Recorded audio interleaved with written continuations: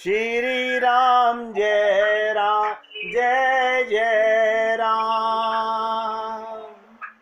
श्री राम जय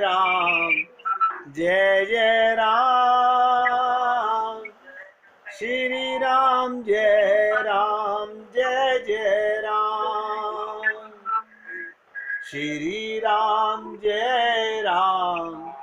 जय जय राम। श्री राम जय जय राम। श्री राम जय जय राम।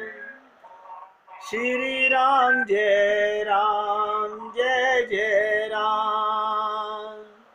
श्री राम जय जय राम। श्री राम जय जय राम। अब बहुत एकाग्रचित होके सुनिएगा। मनुष्य शरीर तो मिल गया, हम लोगों को मनुष्य शरीर तो मिल गया। कहते ना, बड़े भाग्य मानुष तन पावा। लेकिन माया नहीं जा रही, मोह नहीं जा रहा, ममता नहीं जा रही, आसक्ति नहीं जा रही। देखिएगा, भगवान ने सबसे कमजोर सुग्रीव को मित्र बनाया। भगवान ने, जिसे लंका ने, रावण ने ठुकरा दिया अपने भाई को, उसको अपनाया। और हम तो मनुष्य हैं, भगवान ने तो बानरों को अपनी सेना बना करके लंका पर विजय प्राप्त कर ली।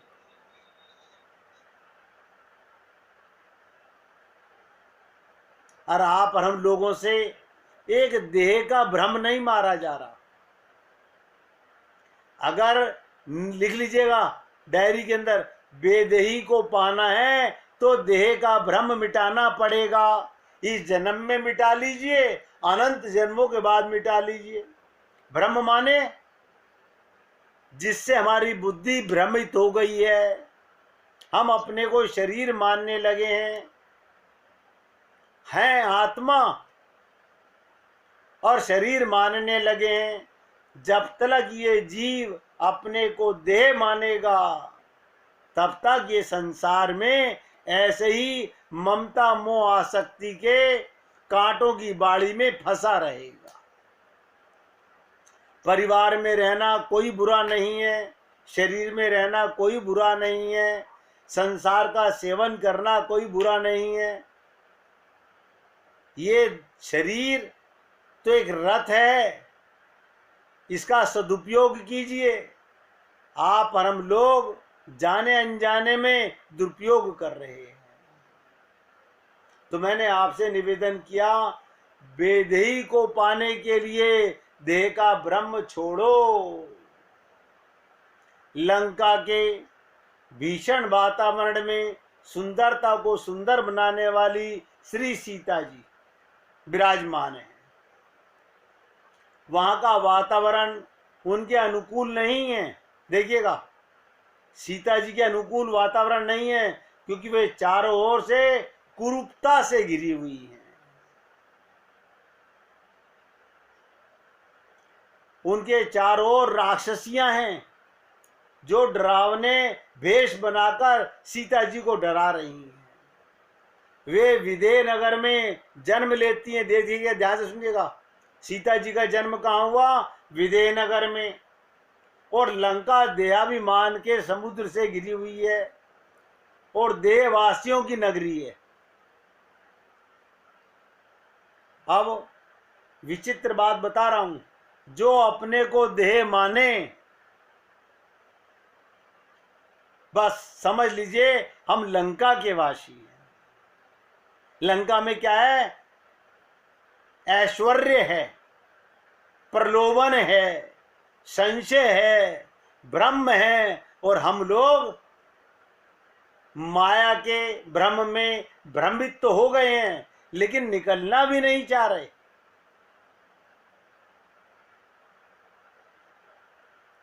तो देहाभिमान के समुद्र से गिरी हुई देववादियों की नगरी में वहां के निवासी, ध्यान से नोट करो, लंका के निवासी क्या करते हैं? देह की पूजा करते हैं। श्री सीता जी वेदांत की भाषा में मूर्तिमती शांति हैं और भक्तों की भाषा में साक्षात्कार भक्ति हैं।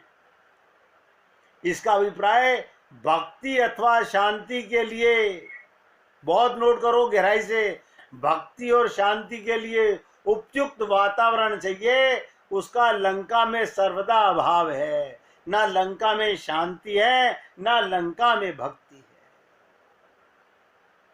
आप लोग कहेंगे हम तो पूजा करते हैं, मंदिर जाते हैं, ये भक्ति नहीं है। ये भक्ति नहीं है।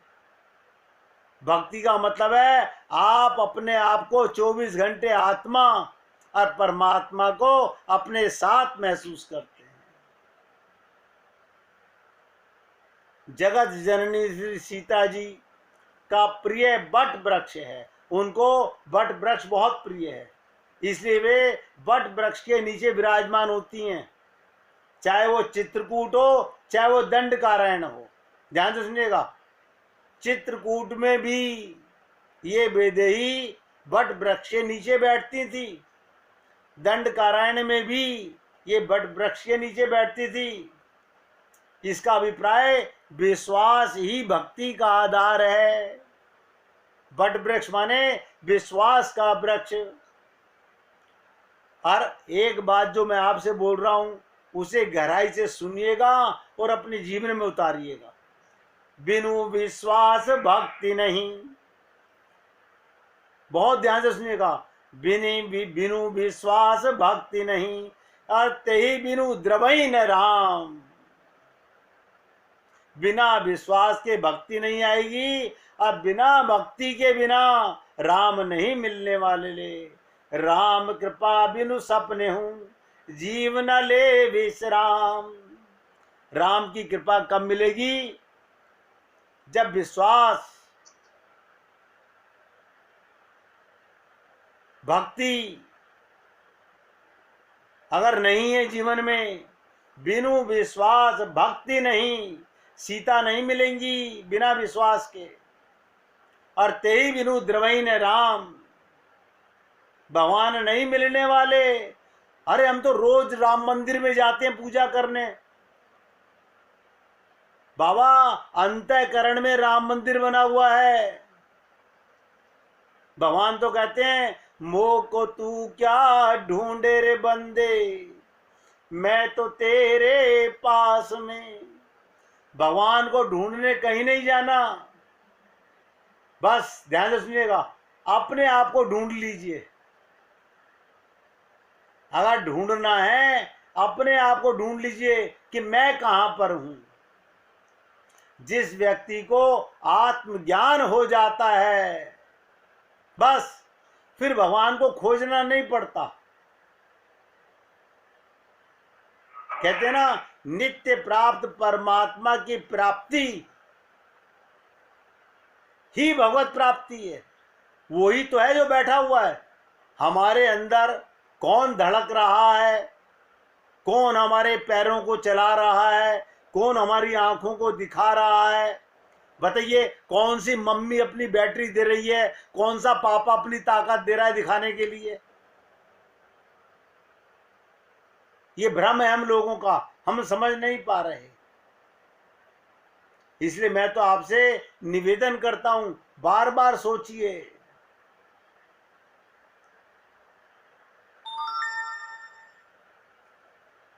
तो बिनु विश्वास भक्ति नहीं, और तेई बिनु द्रवई न राम। राम कृपा बिनु सपने हूं, जीव न ले विश्राम। हाँ, मन को भटकाते रहिए। भटकाने में कुछ नहीं रगला, लेकिन भगवान कब मिलेंगे? जब आपके जीवन में साक्षात्कार भक्ति स्वरूपा सीता आ जाएंगी, तब भगवान का साक्षात्कार अपने आप हो जाएगा। कहते हैं कुटुंब से सुख चाहते हैं हम लोग, कुटुंब से सुख चाहते हैं, इसलिए उनका मोह छूटता नहीं। मोह के रहते हुए बढ़िया सेवा नहीं होती। बालक माँ की अपेक्षा पिता के पास, पिता की अपेक्षा गुरु के पास और गुरु की अपेक्षा संत के पास रहकर ज्यादा सुधरता है। कड़ी नोट कर लीजिएगा। बालक माँ से ज्यादा पिता के पास, पिता से ज्यादा गुरु के पास, गुरु से ज्यादा संत के पास रहकर के सुधरता है, श्रेष्ठ बनता है। कारण माँ का बालक में अधिक मोह होता है। माँ की अपेक्षा पिता में, गुरु में मोह कम होता है और संत में मोह होता ही नहीं है। ये बहुत ध्यान से नोट कीजिएगा। संत में मोह नहीं होता। जितना जितना मोह कम होता है उतनी उतनी बालक की उन्नति होती जाती है। इसलिए मैं आपसे बार बार निवेदन कर रहा हूं, हमें अपने जीवन का ये अभी डिसाइड करना है कि हमें इसी जन्म में भगवान को पाना है या अभी आगे अगले जन्मों में आकर के भगवान को पाना है। मिलेंगे इसी देह में। तो मैंने कहा बट वृक्ष के नीचे सीता जी विराजमान होती हैं। बटु विश्वास अचल निज धर्मा, मानो जगत जननी श्री सीता जी विश्वास की छाया में आसीन होती है। जनकपुर में वे सुंदर सखियों से घिरी हुई हैं और सखियां भक्ति देवी को प्रसन्न करने में लगी हुई हैं। सीता जी की सखियां भक्ति देवी को प्रसन्न करने में लगी हुई हैं। ये सखियां अंतःकरण की वो दिव्य भावनाएं हैं जो भक्ति देवी को अत्यंत प्रिय हैं। इस प्रकार मिथिला में जनकपुर की यदि सद्भावनाओं में लंका में जो राक्षसियां, ध्यान सुनिएगा, वे दुर्बुद्धि और दुर्भावना की प्रतीक है। जनक नंदिनी सीता जी आनंद की केंद्रभूता शक्ति हैं, पर लंका में उनका स्वरूप कुछ बदला हुआ सा दिखाई दे रहा है। जब हनुमान जी अशोक वाटिका में जाकर सीता जी की स्थिति को देखते हैं तो वे दुखी हो जाते हैं, दुखी हो जाते हैं। उन्होंने देखा सीता जी का शरीर अत्यंत क्षीण हो गया है। श्रीमद् भागवत में भी ऐसा प्रसंग आता है। भक्ति देवी, नोट करो, जिन्होंने भागवत सुनी होगी ये सुना होगा, पहली लीला आती है। भक्ति देवी वृद्ध हो गई थी, क्षीण हो गई थी। उनके दोनों बेटे भी ज्ञान और वैराग्य, लेकिन जैसे ही वृंदावन में पहुंची तो भक्ति तो युवती में युवती हो गई, पुनः युवती हो गई, जवान हो गई। इसी प्रकार सीता जी भी मिथिला और अयोध्या में स्वस्थ हैं, पर लंका में अत्यंत दुर्लभ हैं। इसका सीधा सा अभिप्राय, लंका के अपवित्र उस वातावरण में जहां मोह हो, संशय, दुर्वृत्तियां हैं, भक्ति को क्षीण हो जाना पड़ता है। लंका में हनुमान जी जब सीता जी का दर्शन करते हैं, ध्यान से सुनिएगा, एक विचित्र बात बताने जा रहा हूं, बहुत एकाग्रचित होकर सुनिएगा। जब हनुमान जी सीता जी का दर्शन करते हैं, उस समय की स्थिति का वर्णन करते हैं। कृष तनु, उनका तन कितना सूख गया है। कृष तनु शीश जटा एक वेणी, जपति हृदय रघुपति गुण श्रेणी। हर निज पद नैन दिए मन, राम पद कमल लीन। परम दुखी भाव पवन सुत, देखी जान की दीन। हनुमान जी ने जब जनक नंदिनी श्री सीता जी को उस दीनता और क्षीणता युक्त स्थिति को देखकर अत्यंत व्याकुल हो गए। इसको दूसरे संदर्भ में ये भी कह सकते हैं, जहां पर देश का, काल का वातावरण अनुकूलता है, वहां पर भक्ति की उपलब्धि, भक्ति की प्रसन्नता स्वाभाविक है।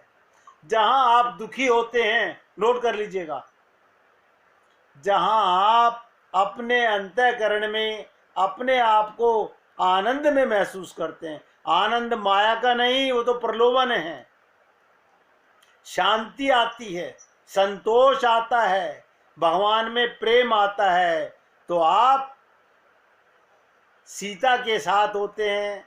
लेकिन जैसे ही आप दुखी हो जाते हैं, असंतोष आ जाता है, समझ लीजिए आप लंका में कैद हैं।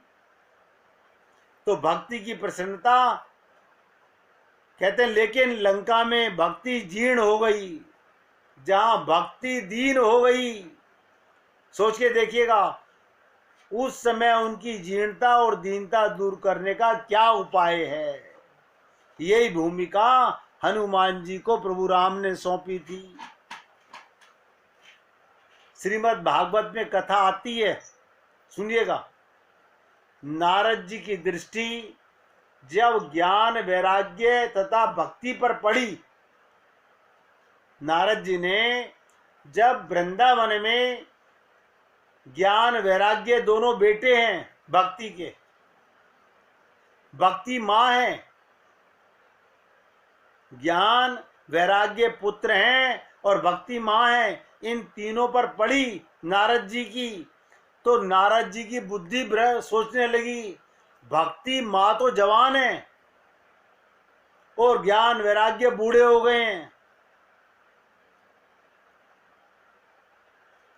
एक समय ऐसा आता है जब ये तीनों बूढ़े थे, किंतु वृंदावन में आकर भक्ति देवी तो युवती हो जाती है, पर ज्ञान और वैराग्य जो के त्यों व्रत बने रहते हैं। ये श्रीमद् भागवत महापुराण में कथा आती है और भक्ति देवी उन्हें पुनः युवक बनाने के लिए व्याकुल दिखाई दे रही है, रो रही है भक्ति, किस लिए? मेरे बेटे युवा हो जाएं। तो सरल भाषा में इसका तात्पर्य, अगर जीवन में ज्ञान वैराग्य और भक्ति वृद्ध हो जाएं, नोट कर लो, अगर जीवन में ज्ञान वैराग्य और भक्ति बूढ़े हो जाएं, तो रामचरितमानस में वर्णित उन्हें पुनर्नवीन करने की चेष्टा करनी चाहिए। वहां पर बताया गया, जो ज्ञान वैराग्य वृद्ध हो गए, श्रीमद् भागवत की कथा के माध्यम से उनकी युवावस्था लौट आती है, वो भी जवान हो जाते हैं। क्या कारण है इसका? अभिप्राय, जहां पर ज्ञान भक्ति तथा वैराग्य युक्त वातावरण ना हो, वहां पर भगवान की कथा का आश्रय लेकर भक्ति ज्ञान और वैराग्यपूर्ण वातावरण निर्मित करने की चेष्टा नहीं की जानी चाहिए। जिसके मन में संसार का राग भरा हो, बहुत ध्यान से सुनिएगा, ममता वो मरी पड़ी हो, उसको कथा सुनाने का कोई लाभ नहीं है। क्यों? अंदर जाएगा ही नहीं, वो ऊपर ही ऊपर सुनेगा। जैसे मंदिर में जाके मूर्ति के दर्शन करेगा, ऐसे ही वो सुनेगा तो सही। मैंने आप लोगों को एक बार एक लीला सुनाई थी कि एक गुरु अपने शिष्यों को पूरा पाठ पढ़ाने के बाद बोला, बेटा कल मैं तुमको आखिरी बात बताने वाला हूँ, आखिरी ज्ञान देने वाला हूँ। अब तुम यहाँ से संसार में जाओगे, सत्संग करोगे, लोगों को भगवान की लीलाएं सुनाओगे, भ्रमित जीवों को जगाओगे, जो ममता मोह आसक्ति में सोए पड़े हैं उनको जगाने के लिए। लेकिन अगले दिन गुरु ने 3 मूर्तियां अपने शिष्यों के सामने रखी और सब शिष्यों से कहा, इन तीनों मूर्तियों में अंतर बताइए। अब सारे शिष्य मूर्ति उठा उठा के देख रहे हैं, आंखें वैसी, कान वैसे, नासिका वैसी, सब कुछ 100% वैसा का वैसा।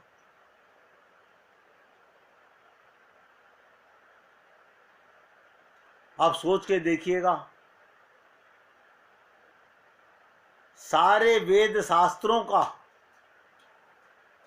थ्योरेटिकल ज्ञान तो कर लिया, बहुत से वक्ता लोग श्लोक बहुत रट लेते हैं, कथाएं बहुत रट लेते हैं, तो गुरुजी कह रहे हैं बेटा मैं तुमको ये आखिरी पाठ पढ़ा रहा हूं कि दिखने में समाज में लोग तुम्हें बहुत भक्त नजर आएंगे, आप पहचानोगे कैसे कौन माया भक्त है, कौन भगवान का भक्त है, कौन आपके पास माया के लिए आ रहा है, कौन भगवान को पाने के लिए आ रहा है। तो सारे शिष्य चुप होकर बैठ गए, बोले गुरुजी आप ही बताइए, हम तो इन मूर्तियों में कोई अंतर नहीं देख पा रहे। तो गुरुजी ने क्या करा, एक तार मंगवाया, पहली मूर्ति के कान में तार डाला, ध्यान से सुनिएगा। वो क्या हुआ, इधर से तार घुसा और दूसरे कान से तार निकल गया। शिष्य बोले गुरुजी इसका क्या मतलब, आप इस तार को डाल के हमें क्या शिक्षा दे रहे हैं। तो क्या कहा गुरुजी ने, बोले बेटा संसार में 90% लोग सत्संग तो सुनने आएंगे, लेकिन ऐसे ही आएंगे जो इधर से सुनेंगे और इधर से निकाल देंगे। इसलिए मन दुखी मत करना। अब दूसरी मूर्ति को उठाया गुरुजी ने, दूसरी मूर्ति के कान में तार डाला, वो मुख से तार बाहर निकल आया। बोले गुरुजी इसके तो कान से नहीं निकला, मुख से निकला। ध्यान से सुनिएगा। बोले 9% भक्त ऐसे होंगे सत्संग में जो सुनेंगे तो सही, लेकिन मुख से सुना के अपने को भक्त मान लेंगे।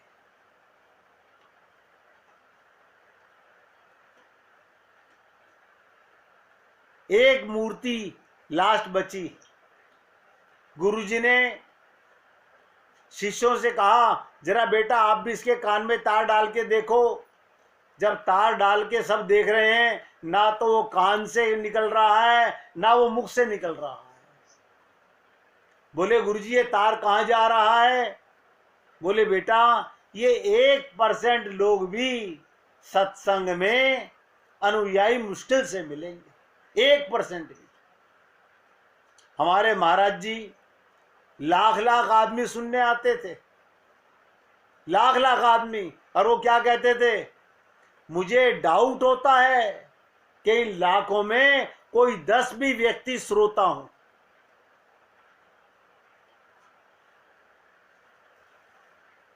बोले जो अपने चित्त में अंतःकरण में बात ले जाए और अपनी जीवन की कसम खा ले,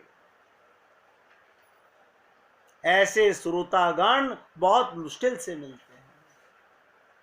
मैं तो आप लोगों को पाकर के बड़ा धन्य हूं।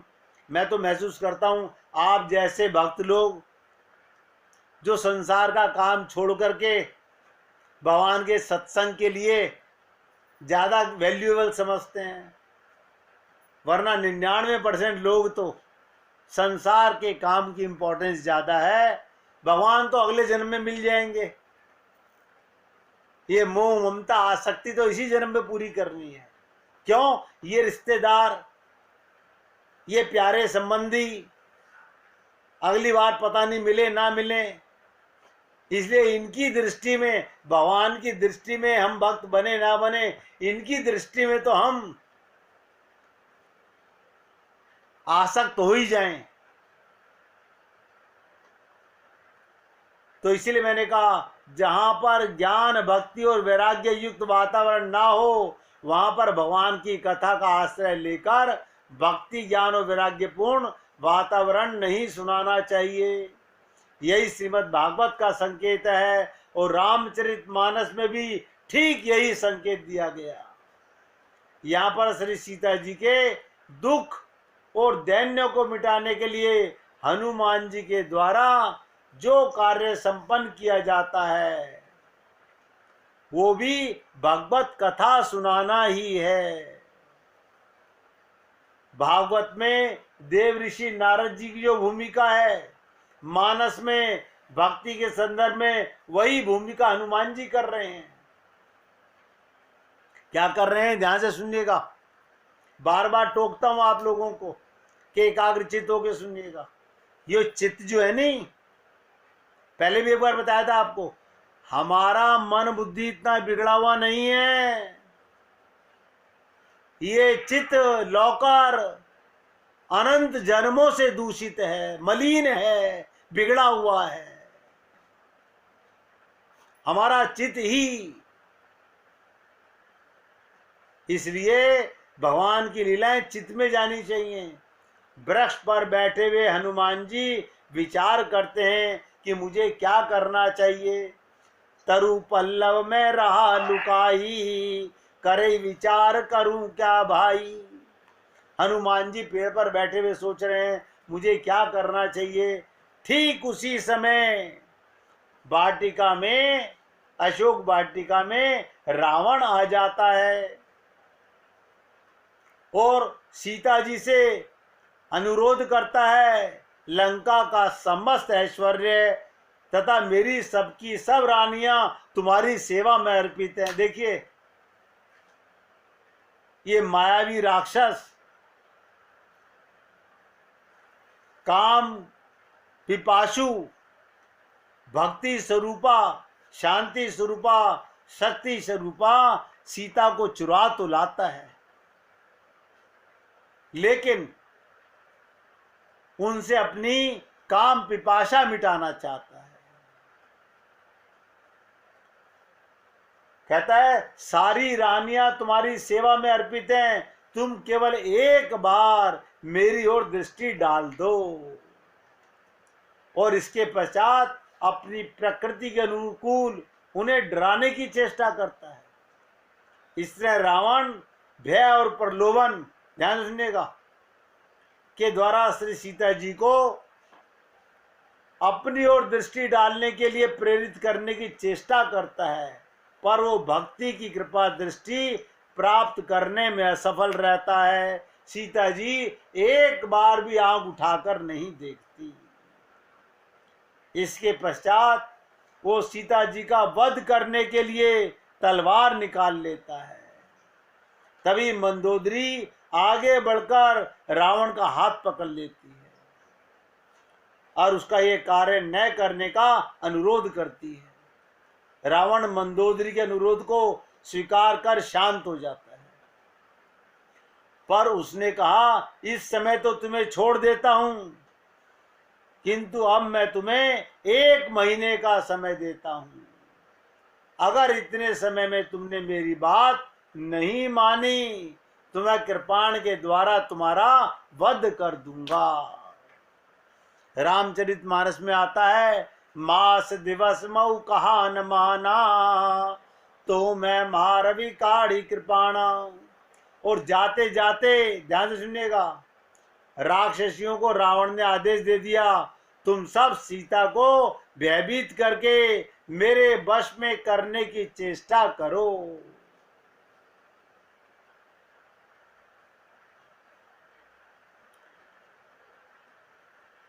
आज एक विचित्र बात बता रहा हूं, बहुत ध्यान से सुनिएगा।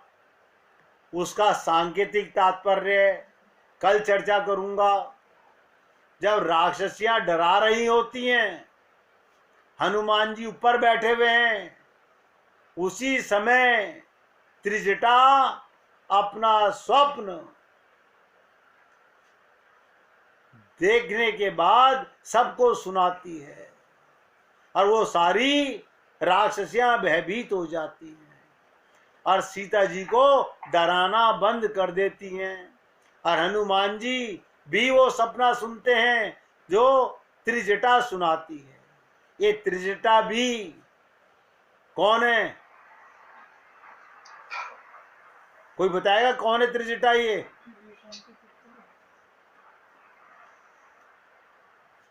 ये विभीषण की पुत्री है।